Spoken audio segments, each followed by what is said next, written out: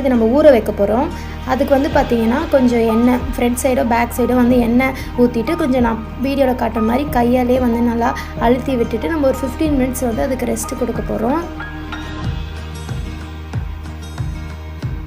இப்போ வந்து 15 மினிட்ஸ் கழித்து வந்து நான் இப்போ சப்பாத்தி மாவு ஓப்பன் பண்ணி காட்டுற பாருங்கள் எந்த அளவுக்கு சாஃப்டாக இருக்குது பாருங்கள்.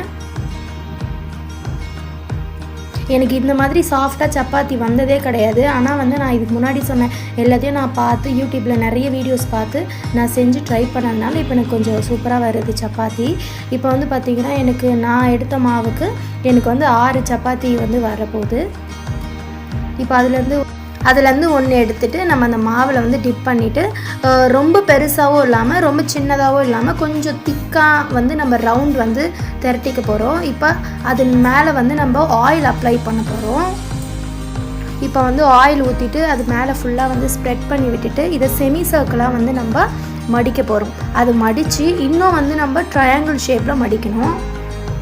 இது எதுக்கு பண்ணுறோன்னா வந்து கொஞ்சம் லேயர்ஸ் வரும். ரொம்ப பஃப்னு வரலைனாலும் கொஞ்சம் லேயர்ஸ் வரும், கொஞ்சம் சாஃப்டாக இருக்கிறதுனால. அப்புறம் பின்னாடி திருப்பி மடித்து ரெண்டுத்தையும் ஜாயின் பண்ணி லைட்டாக தட்டி நீங்கள் வந்து நார்மலாக நம்ம திரட்டுற மாதிரி திரட்டிக்கலாம்.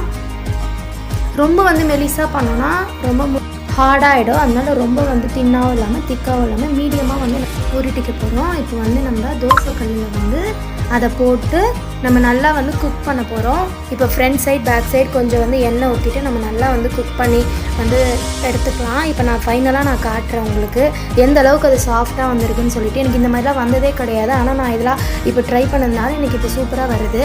இதுலேயே வந்து 3 லேயர் வரும்.